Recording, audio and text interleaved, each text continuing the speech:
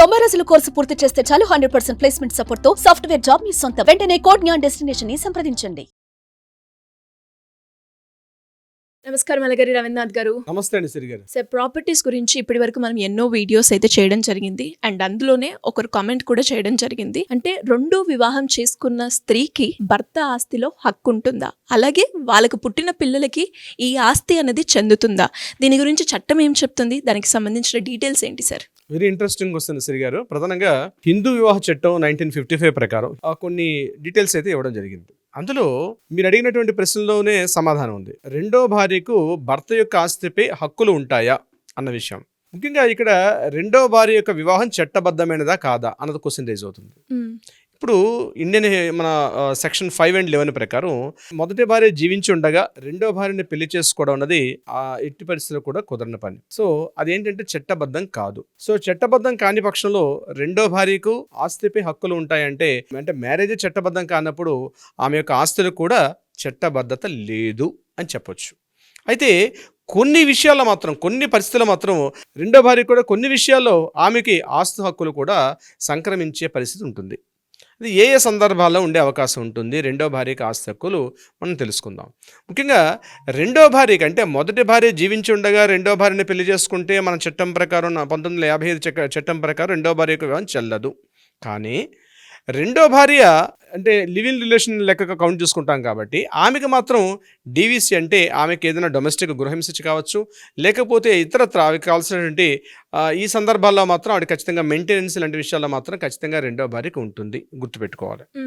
ఇక మరొక విషయం ఏంటంటే రెండో భార్యకు పుట్టినటువంటి పిల్లలు మొదటి భార్య కాకుండా రెండో భార్యకు పుట్టినటువంటి పిల్లలు వాళ్ళు లెగిటిమేట్ అవుతారు. అంటే ఏ రకంగా అవుతారు, వాళ్ళకు కూడా మొదటి భార్య పిల్లలకి ఏ రకంగా అయితే ఉంటాయో వారసత్వ హక్కులు ఏ రకంగా ఉంటాయో రెండో భార్య పిల్లలకు కూడా అధికారికంగా వాళ్ళకి చట్టాలు ఉంటాయి, వారికి కూడా హక్కులు ఉంటాయి. ఇది సెక్షన్ 16 ప్రకారం మనం తెలుసుకోవచ్చు. అంటే మొదటి భార్య పిల్లలకి ఏ రకంగా అయితే ఆ తండ్రి యొక్క ఆస్తిలో వారసత్వం ఎలా వస్తుందో అదేవిధంగా రెండో భార్య పిల్లలకు కూడా, రెండో భార్యకు ఉండదు కానీ రెండో భార్య పిల్లలకు కూడా ఆ ఆస్తిలో వాటాల్లో కూడా సమానపు హక్కులు అయితే ఉన్నాయి. ఎందుకంటే అది లెగిటిమేట్ కాబట్టి, ఎందుకంటే ఆ పుట్టినటువంటి పిల్లలకి తండ్రి అతనే కాబట్టి తప్పనిసరిగా వాళ్ళకి కూడా సమానంగా హక్కులు ఉండే అవకాశం ఉంటుంది.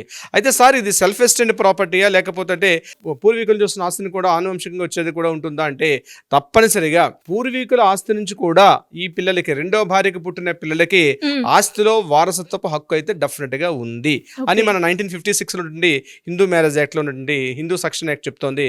1956 ప్రకారం రెండో భార్యకు పుట్టిన పిల్లలకి మాత్రం ఆ మొదటి అంటే ఆ భర్తకి తన పూర్వీకుల నుంచి ఏ రకమైన ఆస్తి వస్తుందో అదేవిధంగా రెండో భార్యకు పుట్టిన పిల్లలకు కూడా ఉంటుంది. కానీ రెండో భార్యకి చట్టబద్ధత కాదు కాబట్టి ఆమెకు ఆస్తులు ఉండదు. కానీ ఆమెకి లివింగ్ రిలేషన్స్లో ఉన్నటువంటి సందర్భంలో ఆమెకి చట్టబద్ధత ఏ రకంగా కల్పిస్తుందంటే మొదటి భర్తకి ఇబ్బందుల పరిస్థితుల్లో ఈమెకి మెయింటెనెన్స్ ఇచ్చే అవకాశం ఉంటుంది.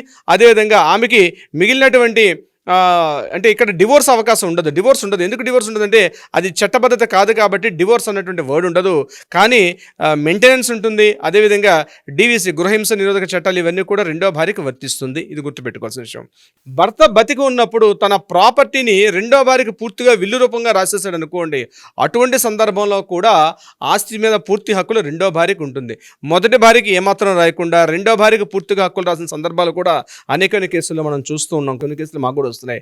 అటువంటి సందర్భాల్లో ఆమెకి ఖచ్చితంగా అధికారం కూడా వచ్చే అవకాశం ఉంటుంది. అంటే చట్టబద్ధత కాదు కానీ విల్లు ద్వారా ఆమెకు సంక్రమించే ఆస్తి అయితే భర్త తన యొక్క ప్రాపర్టీని రెండో భార్య పేరు మీదుగా పూర్తిగా ఆస్తి రాసేసాడు అనుకోండి, వాటికి చట్టబద్ధత ఉంది, వాటికి పూర్తిగా ఆమెకు అనుభవించే అధికారం కూడా ఉంటుంది.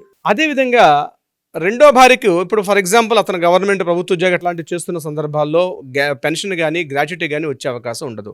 ఒకవేళ మొదటి భర్త తను చేసిన పాలసీలు కావచ్చు లేకపోతే బాండ్స్ కావచ్చు ఇట్లాంటి సందర్భాల్లో నామినీగా ఇచ్చినప్పుడు రెండో భార్య యొక్క పేరు నామినీగా పెట్టిన సందర్భాల్లో కూడా ఆమెకు మళ్ళా వర్తించే అధికారం కూడా వస్తుంది నామినీగా. అదేవిధంగా ఆ నామినీ చేసినప్పుడు ఆ నామినీగా ఉన్న పిల్లలు వీళ్ళందరూ కూడా గవర్నమెంట్ పథకాలు ప్రభుత్వ పథకాలు ఇట్లాంటి సందర్భాల్లో నామినీకి వస్తుంది. ఆ నామినీకి ఉన్న పిల్లలకు కూడా చట్టబద్ధత అయితే వస్తుంది. సో సో ఇక్కడ మనకి తెలిసింది ఏంటంటే హిందూ మ్యారేజ్ యాక్ట్ 1955, అదేవిధంగా హిందూ సెక్షన్ యాక్ట్ 1956 ప్రకారం ఏంటంటే మొదటి భార్య ఉంటుండగా జీవించి ఉండగా రెండో భార్యకు మాత్రం ఆస్తి మీద వారసత్వపు హక్కు అయితే ఉండదు, కానీ రెండో భార్యకు ఉన్నటువంటి పిల్లలకు మాత్రం వర్తిస్తుంది. ఒకవేళ మొదటి భార్య మరణించిపోయి రెండో భార్యని పెళ్లి చేసుకుంటే ఆ యొక్క పెళ్లికి చట్టబద్ధత వస్తుంది, కాబట్టి ఆ వివాహం చట్టబద్ధత ఉంటుంది. అటువంటి సందర్భాల్లో ఆస్తి మీద పూర్తిగా క్లాస్ 1 లీగల్ హెయిర్గా రెండో భార్యకు కూడా పూర్తి హక్కులు, వారసత్వం అంటే పూర్వీకుల నుంచి వచ్చిన ఆస్తిని కావచ్చు, లేకపోతే సెల్ఫ్ గెయిన్డ్ ప్రాపర్టీ కావచ్చు, ఈ రెండు సందర్భాల్లో కూడా ఆ ప్రాపర్టీ మీద రెండో భార్యకు పూర్తి హక్కులు ఉంటుంది. ఇక్కడ క్యాస్టిజం కానీ రిలీజియన్ కానీ ఎక్కడ సందర్భం అయితే ఉండే అవకాశం లేదు. రెండో భార్య ఏ క్యాస్ట్ అయినా ఏ religion irrespective of caste and religion సందర్భించి ఎటువంటి వరకైనా రెండో భార్యకి ఆ సందర్భంగా మాత్రమే హక్కులు వస్తాయి.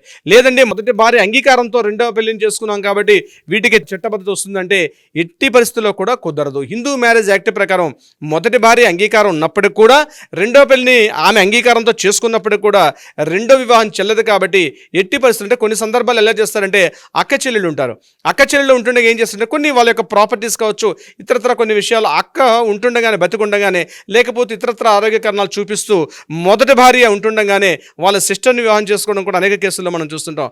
అటువంటి సందర్భాల్లో కూడా హిందూ మ్యారేజ్ యాక్ట్ క్లియర్గా చెప్తోంది చట్టబద్ధత లేదు, కాబట్టి ఆమెకు ఎటువంటి ఆస్తిలో ఆ హక్కు వచ్చే అవకాశం అయితే లేదు. కానీ వాళ్ళకు పుట్టినటువంటి పిల్లలు, అది ఆడపిల్ల అయినా అబ్బాయి అయినా ఎవరైనా సరే ఖచ్చితంగా రెండు రకాలుగా కూడా, అంటే సెల్ఫ్ గెయిన్డ్ ప్రాపర్టీ అంటే అతను ఎవరి భర్త తన సొంతంగా సంపాదించుకున్న ఆస్తి కావచ్చు, లేకపోతే తన పూర్వీకుల నుంచి వచ్చిన ఆస్తి కావచ్చు, అది వాణిజ్య సముదాయాలు కావచ్చు, అంటే కమర్షియల్ కాంప్లెక్స్ కావచ్చు, బిల్డింగ్లు కావచ్చు, ఏకర్స్ కావచ్చు, ఇల్లు కావచ్చు, లేకపోతే ఇతరత్ర ఏవైనా సరే తప్పనిసరిగా వాటి మీద రెండో భార్యకు పుట్టిన పిల్లలకు మాత్రం లెగిటిమేట్ కింద వస్తుంది. కాబట్టి తప్పనిసరిగా వాళ్ళకైతే సంక్రమిస్తాయి.